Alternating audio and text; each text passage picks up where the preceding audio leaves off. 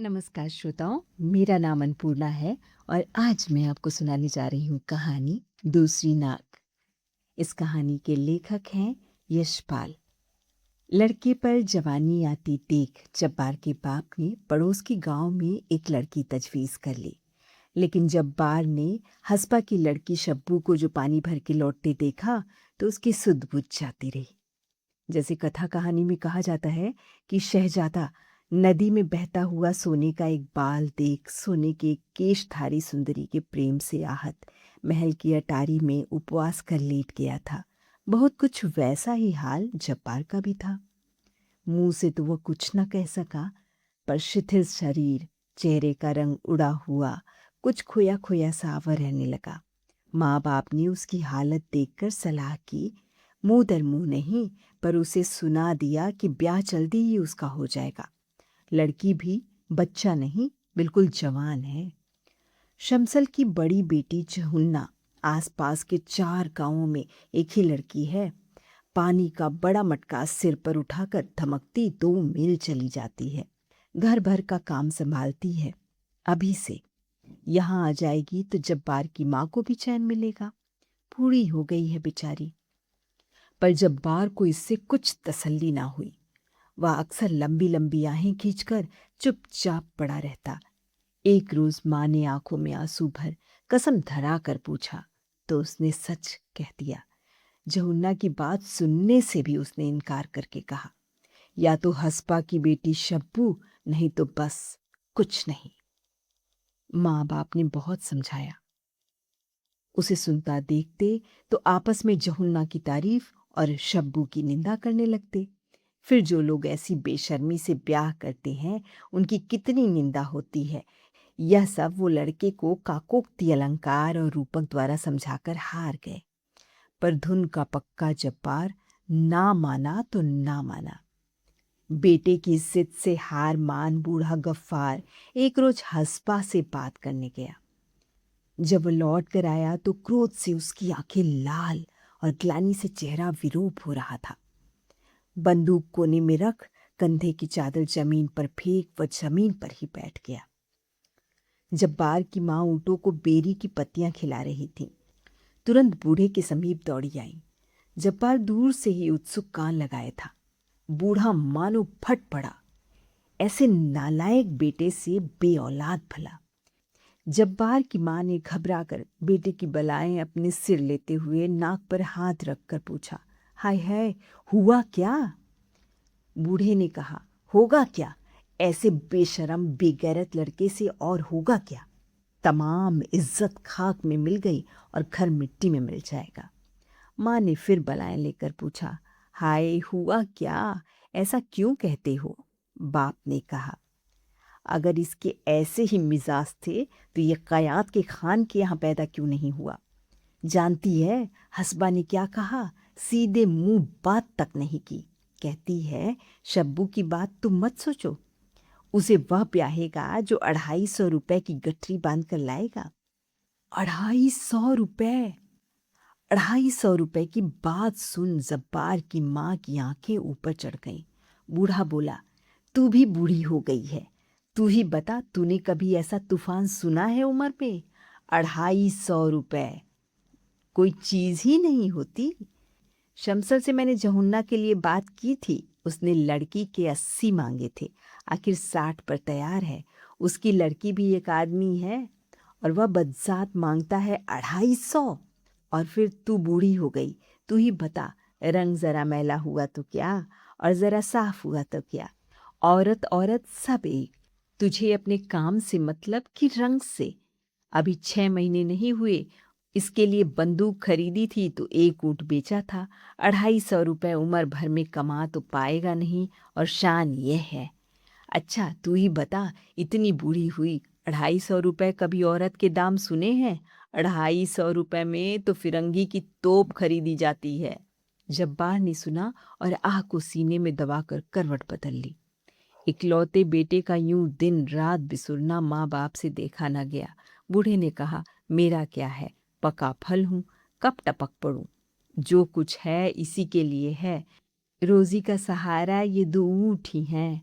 ये भी जाएंगे तो फिर खुद ही फिरंगियों की सड़क पर रोड़ी कूटने की मजदूरी करेगा। लोग यही कहेंगे कि गफ्फार का बेटा मजदूरी करने लगा। सो इसकी किस्मत, मैं क्या सदा बैठा रहूंगा? आखिर दोनों ऊँट भी बन्नू के बाजार में बेच दिए गए और शब्बू जब्बार की बहू बनकर घर आ गई। शब्बू को इस बात का कम गर्व नहीं था कि उसकी कीमत गिनकर 250 रुपये चुकाई गई है। पानी भरने जाती तो आधा घड़ा लेकर लौटती। पड़ोस की मीरन ने समझाया, ऐसा नखरा ठीक नहीं, मर्द को काम प्यारा होता है। किसी रोज ऐसी मार पड़ेगी कि कमर सदा के लिए लचक जाएगी। अपनी कान तक फैली आंखें मटका कर और हाथ का अंगूठा दिखाकर शंभू ने कहा, ओहो, मेरे बाप ने 12 बिसे और 10 रुपए गिनकर मुझे मार खाने को ही तो यहाँ भेजा है। कोई मुझे हाथ तो लगाए। तेरा क्या है? तेरे मर्द ने 3 बिसे में तुझे लिया है। लंगड़ी लूली हो जाएगी तो एक और सही। गजब की शौक और शौकीन थी शब्बू। वह काले मस्कट की वास्कट पहनती जिसकी सिलाइयों पर सीप के 300 बटन टके थे। अपने बालों में मक्खन लगाती और बाहर जाने से पहले पानी का हाथ लगाकर उन्हें संवार लेती। महीने में 2-2 बेर अपने बाल धोती। जब्बार की माँ यह सब देखती और नाक पर हाथ रख पड़ोसिन से कहती, देखो तो, 250 रुपये देकर ब्याह किया, पर मुझे क्या आराम मिला। इसे तो अपने नखरों से ही छुट्टी नहीं। बूढ़े ने बेटे को समझाया, जवानी की तेरी उम्र है, कुछ कमाई अब नहीं करेगा तो कैसे निबाह होगा। यूं घर बैठा रहना क्या तुझे सुहाता है? रोजी का एक जरिया मेरे ऊँट थे, सो तेरे ब्याह में खत्म हो गए। अब भी तू कुछ नहीं करेगा तो क्या मैं परदेश जाकर मजदूरी करूंगा? मन मार कर जब्बार को कमाई करने पन्नू जाना पड़ा, लेकिन मन उसका गांव में ही लगा रहता। पूरा सप्ताह जब्बार को बन्नू गए नहीं हुआ था कि वह शब्बू की याद से बेकल हो एक दिन आधी रात में उठ अपने गांव को चल दिया। 16 मील चलकर जब उसे उषा की अस्पष्ट लाल आभा में पहाड़ी पर अपने गांव की छतें दिखाई दीं तो वह ठिठक गया। अपने गांव की क्रुद्ध मूर्ति और पड़ोसियों की लांछना की विचार ने उसके पैरों में बेड़ियां डाल दी। वह एक चट्टान पर बैठ अपने घर के दरवाजे की ओर देखने लगा। उसने सोचा, पानी भरने शब्बू निकलेगी तब वह उसे एक आंख देख सकेगा। बावड़ी पर चलकर बैठूं, शब्बू पानी भरने आएगी तो उससे 2 बातें करके लौट आऊंगा। शब्बू पानी लेने आई तो 2 सहेलियों के साथ। जब्बार 30 कदम पर एक पत्थर की ओट में बैठ धड़कते हुए दिल से देखता रहा, पर एक शब्द बोल ना सका। बोलता कैसे? वह दोनों पड़ोसिनें बदनाम कर देती। दिल पर पत्थर रखे जब्बार देखता रहा। शब्बू सहेलियों से चुहल करती मटकती लौट गई। जब्बार आहें भरता बन्नू लौट गया। जब्बार की बिरह की आग में ईर्ष्या का घी पड़ गया। उसने सोचा, देखो, मैं यहाँ परदेश में अकेला मर रहा हूँ और वह मौज करती है। उसे मेरा जरा भी गम नहीं। औरत की जात में वफा नहीं होती। 8-10 दिन बाद या फिर रातों रात सफर कर शब्बू को एक पलक देख सकने और एक चुंबन पा सकने की आशा में गांव की बावली पर आकर बैठ गया। परंतु वह अकेली नहीं आई। पड़ोस की 3 सहेलियों के साथ अटखेलियां करती आई। जब्बार उनकी बात को कान लगाकर सुन रहा था। मीरन ने शब्बू की ठोड़ी छूकर कहा, हाय रे, तेरा नखरा, गांव के छैले तुझ पे जान दे रहे हैं, कसम तेरे सिर की। शब्बू के चेहरे पर गर्व से गुरूर छा गया। वे पानी लेकर लौट गई। जब्बार की छाती पर मानो 100 मन का पत्थर आ गिरा, पर बेबस था। अब उसके मन में संदेह का अंकुर और जमा। संदेह मनुष्य के हृदय में आकाश बेल की तरह बढ़ता है।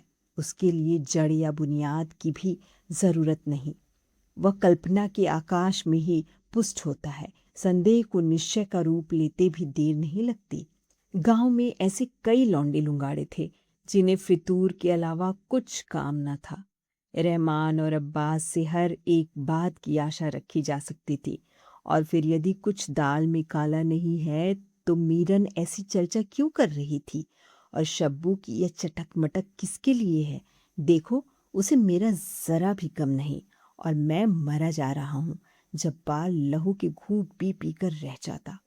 यूं 8 आने 10 आने रोज में रुपया नहीं कमाया जा सकता। घर लौटने की आग ने उसे बावला कर दिया। एक दिन मौका देख उसने एक हाथ मार ही दिया। किस्मत अच्छी थी, वह पकड़ा भी नहीं गया और 150 रुपये कमाकर 1.5 महीने में घर लौट आया। जब्बार के बाप को हौसला हो गया, बेटा भूखा नहीं मरेगा। जैसे नील का दाग कपड़े को नहीं छोड़ता, वैसे ही जिस मन में संदेह एक बार प्रवेश कर जाता है उसे छोड़ता नहीं। जब्बार ने शब्बू से पूछा, क्यों, जब मैं बन्नू में था तो खूब मजे उड़ाती थी। शब्बू भी निरी मजदूरी न थी। चमक कर उसने पूछा, कैसे मजे, किससे मजे उड़ते थे। जब्बार ने कहा, क्यों, गांव में क्या कम आदमी हैं, रहमान है, अब्बास है, खूब बनाव सिंगार से पानी लेने जाना होता था। क्यों। शब्बू ने कहा, मैंने कभी किसी मरे की तरफ आंख उठाकर देखा हो तो मैं मर जाऊं। नहीं, मुझ पर झूठा इल्जाम लगाने वाला मर जाए। जब्बार ने तड़प कर पूछा, तू बन ठनकर अपना हुस्न दिखाने नहीं जाती थी। शब्बू ने उत्तर दिया, मैं क्यों जाऊंगी दिखाने किसी को, कोई मरा घूरा करे तो मेरा क्या कसूर। जब्बार ने चुटिया कर पूछा, तो तू यूं बन ठनकर दिखाने को निकलती क्यों है। अपने सौंदर्य के अभिमान में सिर ऊंचा कर शब्बू ने कहा, मैं क्या करती हूँ, क्या मुंह काला कर लूं, मैं जैसी हूं वैसी हूं। जब्बार बड़े यत्न से शब्बू की चौकसी करने लगा। वह शब्बू से 100 कदम दूर पर भी आदमी देख पाता तो उसे यही संदेह होता कि वह उससे आंख लड़ा रहा है। कुछ दिन में उसका खाना पीना सब हराम हो गया। किसी मुसाफिर को गांव से गुजरते देखकर भी उसे यह शंका होती कि संभव है शब्बू की रूप की ख्याति सुनकर ही यह आदमी बहाने से इधर आया है। सारा गांव उसे शब्बू के पीछे पागल दिखाई पड़ने लगा। एक रात जब्बार ने शब्बू से पूछा, आज तू बाहर से लौट रही थी तो राह में मुस्कुरा क्यों रही थी। उत्तर में शब्बू ने पूछा, मैं कहाँ मुस्कुरा रही थी। जब्बार ने कहा, और वे सब आदमी खड़े हुए क्यों देख रहे थे। अपने रूप की महिमा के संकेत से पुलकित होकर शब्बू ने उपेक्षा से उत्तर दिया, मैं क्या जानूं। होंठ काट कर जब्बार ने कहा, बहुत घमंड है न हुस्न का, नाक काट लूंगा। शब्बू का मन गुदगुदा उठा। उसने कह दिया, 12 बीसे और 10 रुपए की नाक है, और मन मन मुस्कुराने लगी। शब्बू सो गई, परंतु जब्बार की आंखों में नींद कहाँ। उसने पुकारा, सुन तो। उत्तर नदारद। जब्बार ने सोचा, देखो तो घमंड इसका, मैं बेचैन पड़ा हूं और यह मजे से सो रही है। यह सब घमंड हुस्न का है। इसी हुस्न के पीछे गांव के बदमाश पागल हैं। मेरी क्या आबरू है। अगर यह हुस्न ना होता तो क्या मेरी आबरू यूं मिट्टी में मिलती। ऐसे हुस्न से क्या फायदा। गंभीर होकर इस समस्या पर विचार कर उसने सोचा, आबरू नहीं तो कुछ नहीं, और यह हुस्न तो सब लोग देखते हैं। मेरा इस पर क्या कब्जा। जब तक यह हुस्न रहेगा तब तक मुझे आबरू और चैन कहाँ मिल सकता है। रात के सन्नाटे में जो विचार उठते हैं वे बहुत उग्र होते हैं। दिन की तरह उस पर विचारों को बाधित करने वाली सैकड़ों उलझनें नहीं रहती। इसलिए भक्त समाधि रात में लगाते हैं, कातिल कत्ल रात में करते हैं, और चोर चोरी रात में करते हैं, और विरही भी रात में ही पागल हो उठते हैं। जब्बार अंधेरे में आँख खोले शब्बू के रूप के कारण होने वाले सब अनर्थ पर विचार कर रहा था। वह अनर्थ उसे अपरिमेय जान पड़ा। उसे सहन करना बिल्कुल संभव न था। उसने सिरहाने से पैना छुरा उठाया और अंधेरे में टटोल कर शब्बू की नाक पकड़ ली। एक ही झटके में नाक काट कर उसने फेंक दी। शब्बू चीख उठे। जब्बार की माँ उठ दौड़ी। रोशनी जलाई गई। पड़ोस के लोग दौड़ आए। जब्बार के बाप गुस्से में गालियां दे रहे थे और दूसरे लोग इलाज बता रहे थे। एक बुढ़िया ने चिल्लाकर कहा, अरे जल्दी से कोई भेड़ बकरी का ताज़ा गरम गरम जिंदा गोश्त का टुकड़ा लाकर नाक पर रखो, नहीं तो लड़की मर जाएगी। जब्बार की माँ ने घबरा कर कहा, इस वक्त भेड़ बकरी कहाँ। बुढ़िया ने उत्तर दिया, तो तुम जानो। जब्बार खड़ा सुन रहा था। शब्बू की नाक उसने इसलिए काटी थी कि वह केवल उसी की होकर रहे। दूसरों की आंख उस पर पड़ना भी उसे सह्य न था। वह शब्बू को केवल अपने ही लिए रखना चाहता था। दूसरे की आंख उस पर पड़ने से उसके दिल पर घाव लगता था। उसके मर जाने की संभावना सुन उसका दिल दहल गया। जिंदा गरम गोश्त नहीं मिलेगा तो क्या, उसने वही पैना चूरा उठाया और अपनी जान से जिंदा गरम गोश्त का टुकड़ा काट कर शब्बू की नाक पर धर दिया। जब्बार की माँ और बाप बिल्कुल पागल हो बैठे और दूसरे लोग हैरान रह गए। शब्बू चेहरे पर घाव के दर्द के मारे खाट पर पड़ी कराहती रहती और जब्बार जांग में पट्टी बांधे खाट की पटिया पर बैठा शब्बू के चेहरे से मक्खियां हाका करता। जख्म के कारण शब्बू का तमाम चेहरा सूज गया। पानी का घूंट तक निकलना उसके लिए दूभर हो गया। तिस पर बुखार। यह हालत देखी तो जब्बार ने उसका इलाज बन्नू के फिरंगी डॉक्टर वाले अस्पताल में करने का निश्चय किया। स्वयं बड़ी कठिनाई से वह चल पाता था, परंतु एक रात जब सब लोग सो रहे थे, उसने शब्बू को कंधे पर उठा लिया और बगल में लाठी ले वह बन्नू के लिए चल पड़ा। वह कुछ दूर चलता और सुस्ता लेता। कपड़ा भिगोकर पानी की बूंदें शब्बू के मुंह में टपकाता जाता। 5वें दिन वे लोग बन्नू के अस्पताल में पहुंच गए। 20 रोज लगे शब्बू का जख्म भरने में और तब उसकी तबीयत ठिकाने पाई। नाक न रहने के कारण हवा होठों की अपेक्षा नाक के छेद से अधिक निकल जाती और स्वर बिल्कुल नक्की यानी कि प्लूत अनुस्वार हो जाता। उसी स्वर में मिनमिनाकर शब्बू ने कहा, मेम साहब कहती हैं विलायत से रबड़ के नाक मंगवाई जा सकती है।